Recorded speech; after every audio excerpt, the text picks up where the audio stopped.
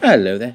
Today we're back in the city of London, area between Cornhill and Threadneedle Street. That's the Royal Exchange, and the building to its left is the Bank of England. One of those things I've always wanted to draw. It's big and a bit difficult to get far enough away from to really see the sort of qualities of it, but it's an interesting building, and this is the first time I've drawn it, so I see this as being a quick sketch just to kind of say hello to it and let it know I'll be back. I was actually this day booked into a rather nice restaurant, so I only had so much time. So as I say, for me a quick sketch, something in the region of half an hour say, is just enough to kind of familiarize yourself with it and feel as if the process has begun, emotionally. Now, because of the complexity of the building, and even though I had so little time, I did decide to put down some pencil guidelines, largely because I was concerned I'd be a little overwhelmed by the rhythm of the columns and how they align vertically. Now, even so, I still kind of made an active decision to build in some errors. You know that story with Walt Disney, where when asked why Mickey Mouse didn't have 5 fingers, or 4 fingers and a thumb, he said, well, 5 fingers just looked silly, looked like a bunch of bananas, and 3 fingers looked right. And when I'm drawing this, I've actually actively made the decision to knock out a set of columns on the upper section, just because they looked wrong to me, and that's partly because I've narrowed the building. Again, that's kind of an active decision. I'm not trying to be overly precise proportionally. I'm trying to be fast, and part of fast is kind of cutting some corners. And I think if you know where you're cutting your corners, I think that's a good thing. Sometimes if you don't know you've cut a corner, I guess that could be considered a mistake, in inverted commas. In fact, that brings me to another topic I've been wanting to talk about for a while now. The amount of YouTube videos I get sent now, since I've been uploading urban sketching videos, large percentage of them say things like, mistakes you're making or mistakes that beginners make. And although I understand the potential value of that kind of video, because it may contain useful information, I think ultimately the premise of mistakes are not healthy to consider. I don't think anything we do artistically or in sketching terms is a mistake. It's finding out, it's exploring, and you'll draw it differently next time is always my conclusion. And in essence, that means you'll draw it better because you'll become more confident, you'll become more assured of what your tools can do. Maybe you'll make better decisions as you go through in terms of, where you start and where you finish the drawing, that kind of thing. So I don't think when you start out sketching, you should ever think about mistakes. I think you should think about a process, and the process could be, over the rest of your lifetime, without being overly dramatic. I mean, thousands of drawings you might do. So let's not kind of be overly self-critical of ourselves. And let's certainly not let anybody else be critical of us, because what's the point, That's between us and our drawings, I guess. Anyway, the Bank of England is a bit like the English Fort Knox in America, in that it holds the gold reserves. I looked it up on Wikipedia. It told me $140 billion of gold are held here. That's about 110 of those is from the UK, and there's also some other countries also use this to keep their gold reserves. Gold reserve is a really wild concept. The idea that the value of your paper money is based on how much gold you have in a sort of secure physical space, like, I don't know, the Wild West, having a big safe somewhere full of yellow metal. It just seems very archaic to me. But then again, I'm not a financier. I'm not a banking person, so what do I know? But still, there is a physical building, and it has a physical amount of gold, and it's right in the middle of the capital city. And I imagine it's very deep under the buildings we currently see. You can actually do tours of the Bank of England if you're ever in the area. Now, you might ask, what makes a drawing a speed drawing? At least in my eyes, because I guess everyone has a different view on this kind of thing. It's not just about the speed of the drawing in physical time terms. It's about how you approach the drawing. So my approach is, if I've got a certain pen in my hand, I will make every possible mark I can make with that pen for the sake of expediting the drawing to be as efficient with time as possible. And once I've finished with that pen, I intend to put it down and not pick it up again for this drawing. Now, that's a rule you can bend a bit, but in essence, it creates a slightly different look. It definitely feels quicker. It looks a bit quicker to me. It's less controlling, less manipulative, I guess, and it has a certain energy because of that. So you'll see that once I've gone through the pencil stage, basic 2-point perspective, I've gone with the thicker nibbed Posca pen, I think it was, the 10mm, just to put down the base colour and basically get the architectural dominance in. So within the first marks you make, you're getting the majority of the form in place in a way that if you had to stop at that moment, it's there. You know, the 90% of it is already there in the first stage. So you're not kind of working through the drawing in a sort of careful way, shall we say, or in different areas. You're just trying to do as much as possible, as quick as possible, using one tool. And once you've gone through that, you can then say, okay, time to make refinements.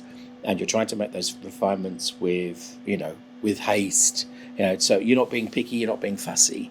Now, I have sped the video you're watching up a little bit, just for the sake of making it a more appropriate length for you to watch on YouTube, and you can see by the way my hand moves, but not by much, just by enough to kind of, to not make you feel too impatient. So you do get a feel for the fact that you're not spending too much time thinking about the drawing. I often say that, and I guess that might feel odd to people, but it's about throwing the colour down and deciding whether you put it in the right place and not worrying too much about that process. I mean, even this now, I'm using Uniball pen, which is a handwriting pen, a pen you would use if you were writing a letter home. That sense of something very immediate.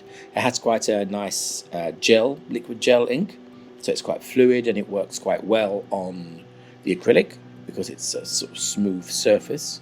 And when you're doing a super quick drawing, one where literally you kind of don't want the hand to stop, it has to keep moving as quickly as possible.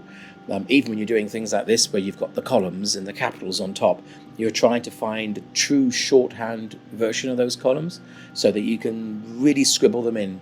And you'll notice sort of how I'm trying to limit the amount of time I lift the pen away from the page. I'm trying to keep the pen in contact with the paper and making a mark as much as humanly possible, or as much as as reasonably possible, because in doing that I'm minimizing time wastage anyway.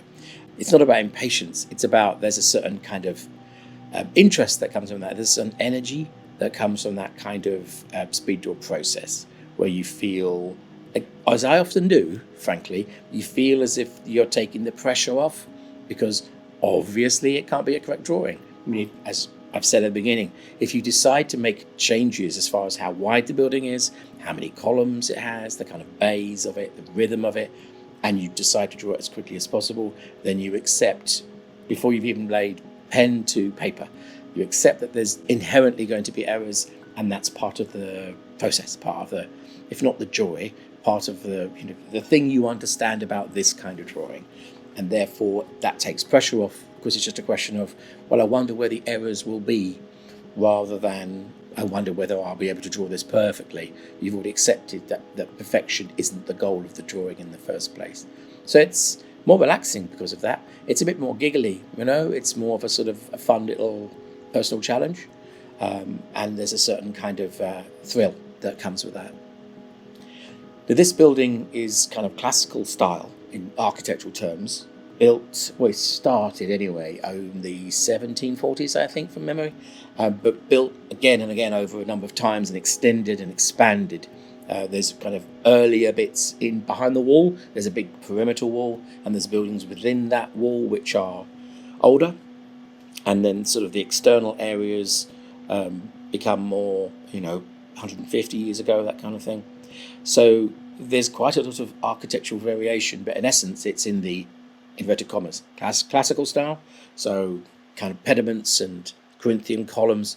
In other words, lots of fiddly stuff, lots of little scrolls and wobbles and wibbles, that it's it requires a certain amount of attention to get those kind of details right. And as I say, if you go to the drawing with the agreement with yourself that you're not going to pay that much attention, then you agree you're not going to get any of those kinds of scrolly details right. So if I were to look now at the difference between what I'm drawing and the photograph of the space or the video of the space, I can see 101 errors, and I'm sure you can see even more. And let that go, Don't let that be part of the thing that inhibits you from doing a drawing. In fact, let that be the thing that frees you, because that's it. You've already set that premise down. You've already agreed with yourself that that's okay. I guess it's like when you're cooking something complex and you just kind of think, well, if I can get it halfway close to what the book says I should be doing, some kind of cookery, chefy book, if I can get it halfway there, I'll be super happy. I don't expect to get it like some Michelin-starred chef. Oh, which reminds me, the restaurant I went after this was Raymond Blanc Brasserie. And if you know Raymond Blanc, it's one of those chefy chefs, French, but lives in the UK, has restaurants in the UK. I recommend it. It was responsibly priced, and I had a good evening there. Not that I should be recommending restaurants while we're doing drawing, should I? I should be concentrating. I do apologise. Tombow. When we're doing a drawing like this, you can see by the description of the supplies used that I'm trying to keep it down to sort of 6 pens, but actually it's more than that, because I'm trying to use limited colours within that as well.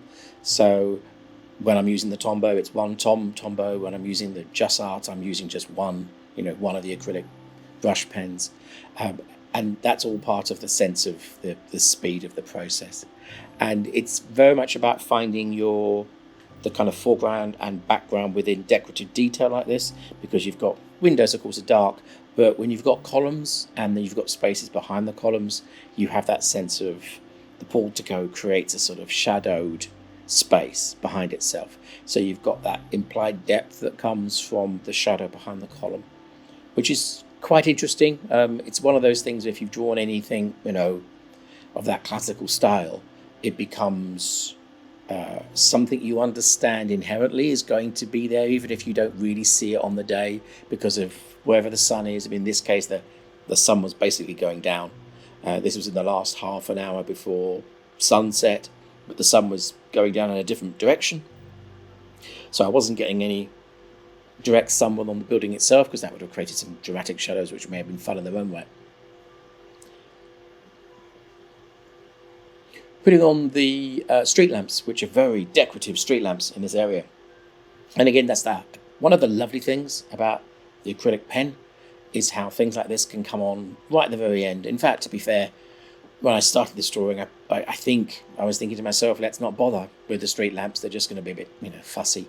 And it was only when I got kind of through the drawing of the building, I thought, well, it's missing something. And often the thing that a building misses is foreground. Because you just end up with this big box in the middle of your page that feels distant and distancing. It doesn't feel connected to you visually in some way. And that's because your eye needs a way of getting into the drawing. So you can kind of think of your eye like a bouncing ball that's going to bounce from you into the drawing, sort of 1, 2, 3 points where it connects to the main subject on hit number 3.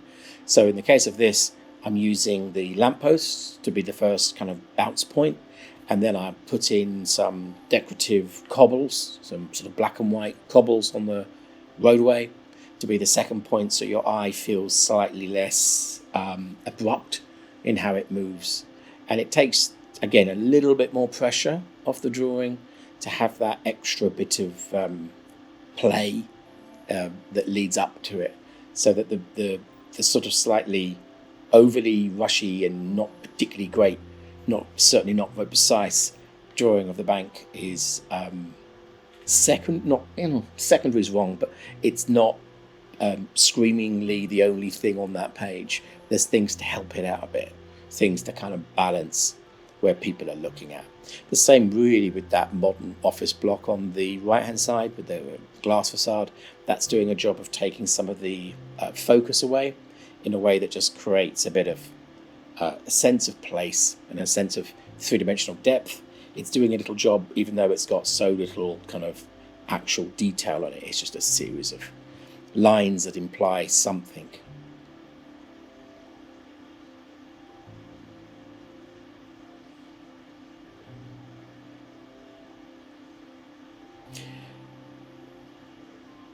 Coming to the end of the drawing and deciding to bring a bit more into that second bounce where those cobbles were, the square cobbles, bringing in some white to make them a bit more checkerboardy, a bit more sort of chessboard-like. Actively twisting the perspective. If you look now, you can see how they should be slightly more angled if you think about it like a clock face. Or that's about 5 o'clock. And they should really be more like 3:30 or 4 o'clock. And I'm kind of aware that by flipping them in a way that makes it seem relaxed, I'm also creating a slightly more visually hooky place in that road. The eye goes to it because it feels there's something not quite right, but the majority of people wouldn't recognize what the error or wrongness is. It's just kind of a fun way of getting into the drawing, without being silly or obsessive about it. So here we have the final drawing. Very quick. Still managed to make my feet fall asleep, sitting cross-legged on a stone plinth under a statue, wishing I'd brought a cushion or a little stool with me, as I sometimes do. But it was a fun drawing. I enjoyed it. And as I say, that's very much the first of many I will do over the next 20 years, heavens willing. Because it's an interesting place, the bank. It has this kind of mystique to it. So thank you very much for listening. I really appreciate it. And maybe go and draw your local bank. Go on, have a go. But don't get in trouble. Don't draw the security cameras.